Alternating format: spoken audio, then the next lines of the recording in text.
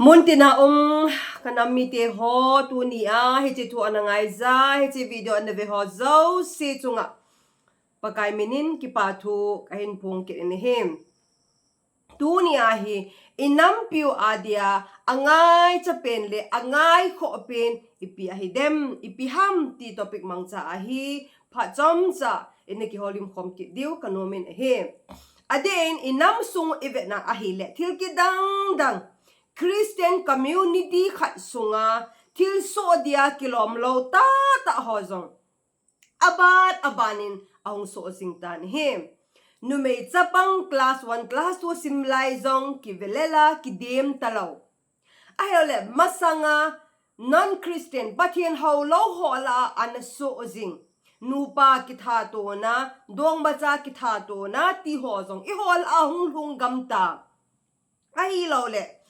ema insung chele inam sunga nunga gol hang inei hozong ni se a he thing na pul ha banga lo chang ne zia kham na thei zia zunom sanom ne zia thing na pul ha banga pul ha gam ta pul ha jing ta ai lo le rehab center la ki be che pung che asunga ding zong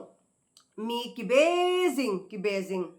kim lam sanga ki be jing ahi lo wa hele mi nu mi pa te honjong dong ma ne ya zunom sanom ne ya ni sia hap ta sia la sia hi azi acha dal ha a midang zi to ki cheng jing jong ki pung tul jing sei ding ha jong sei ngam jong hi lo ahi lo wa ahi le ipu ipa tevin pathin holo ana hi ve pathin holo a hi wang win chang le mim anatu uvin ning hing selin thasam lo helin hin ko anamang uvin hem ahin la tu lai e ho Christian ka hitai ti ho in sumgang sumbai sale sumle pai de cha nen ka ni kan za itu uvin iboluvin ai lo le itza ti wading le midanga dinga thi na gu agune kani kanza ke hepo ai lo le kham na thei zo in lo chang zo in ke ma in sung je circle je nga jong khang dong cha kum som le sai gi som le ge kum som ni mi tam ta pi hi ahin ko amolim sing ta he Hiti ho zo sile adang tam ta hola ai Ipiham Inampiu dinga tu din mun lai ta Angai Khoh pen apoy mo pen su Ipiham ipi ai ta dem SA separate administration imudiu ham hiti so apoy mo pen ham ahi boy SA imuwa ahi zong le asunga khu khamla theya thiloi gala ki that loi me se ta ki that loi zu a thiloi za zoma chi tam pe ta yong kitwa imma tha gam ke di wa hi e ahin la Inampiu dinga tu le tua apoi mo pen le minu mi pa ai le e ma na chia igel Khoh pen diu chu hagawa hal tha na hagawa no tha na pathian hagaw sab number som ge chang se ginan nei tha sem ki tawin o thanei pen pathian hu hing ka chan theina divin na mai wa chu nei salwa ki tawin ati hilo ham kon iza he nam hi chia achunga hong ki sei choi sen ho zo se zia hi pathianin amai hi e ho ko na a hei mang hitante pathianin amai hi ho ko na a hei mang zia hi I chungu wan ni si hai wang se na gen thena hlung a hi zong ko ni za he nam chon se dai bol ho zo se pathian mai asel mang zi hi e ai zela ma sei banga hite hin ze hin tu ni in hite video ne ve minu mi pa ke poi nu nga gol hang ke poi pathian ko ma SA imu na di bon tao po hite pathianin Inampiu ai lo le e ma in sung chi lol inampiu hagawa ahal do sa amai holama ahin nga ding tao kitao hite lungthim kisi buminta bo hite mi khat mi chon pha mi khat tao na chu thil sa ta bol the a hi e nang le ke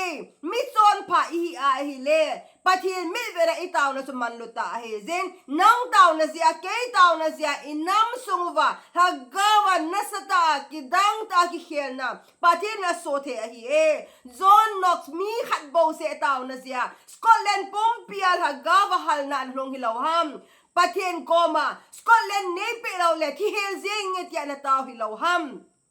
Billy Graham pale aloy te ho in agam sunguwa hagaw hal tha na aum the na dinga na tao zing laiwa patien in Billy Graham ahin ko wa aba ho gam sung ke hilova banay po pihalinga ahin pansa hilaw ham ala John Wesley le aloy te hol hagaw hal tha na dinga no than dinga na tao zing laiwa Coal mine, song may halatong hola hagawa na sa tahal thana kipa thana o makona. His wildfire banga hungkanga. England pompia hagawa halthana ana holing hilaw ham. Hebrews kiti muna. Mitso khale elbay usa kum somgitlen le somgitlen lim. Amanin hapta kalsunga ninisung Khoh kesa agam sungwa kang dong hola hagawal na omte na dinga anataw na honzala Hebrews Island revival na sata analong hilaw ham o chukile Dial mudi kang Liza hobong lenta kana nume na kong sat mo bedridden hobong song kai thailo nun hobong sungwa dial mudi agasia hagawa halam thendinga anataw na zala dial mudi song agel phalo bi agawa luna hija hobong songa to hagawa kikhelna hagawa halthana hagawa no thana anong hilaw ham mi khat bo se taw na sia Mi isa makiloy ko mo tao na siya patinin hita ba nga cho hagawa halthana Pentecost ni kuwa say zui hol patin also kilong to ta na tao na patin na sanpia hagawa ahong bilal hagaw ti kahen bola hilaw ham tune inam sungwa da poy mo Ipiham SA mo diu jong ahipoy Asunga isay ho, son se na za som ni si ay mo ho, mino mi pati ho, zinay zinga, ay lo le ditha nay zinga, ahilo vahile, o no may sa pang sunga kansit na, hita ba nga, son sit na, zunom sa nom ne na, kham na teizwa, sumle pay day na hin ko imanti ho, hi, patin amay ho lama ahin hay ki na, ito ang sino ingay dam kinuva, hagawa haltana, hagawa no tana ipikilo lay silva, Inampiu hidam loading ahi hizihin tunin, mino mi pate hon, kigel pao hiti, SM muna ding buntaw po hiti, tildang nga ding buntaw po hiti, hagawa haltana, hagawa no tana ding tao kitaw hiti, asunga hong kisay ho, mi khat mini tao na zala patirin na sa ta, agam sunga no holing banga, tunen ang legay tao na zala patirin, igam sunga ahin holing te ahizin, hadda alawin, muvalay bangin, ilhaleng tawin, patin ta sa bumin, tao kitaw hiti tihim, Inampiu adinga, apay mo pinahitay pathin amay holama ahin nga kidingin tao kitaw hiti tihi pagkay mina asay na kan ti unom ni hive kakipay pathin Inampiu pathe ay bo ti si amen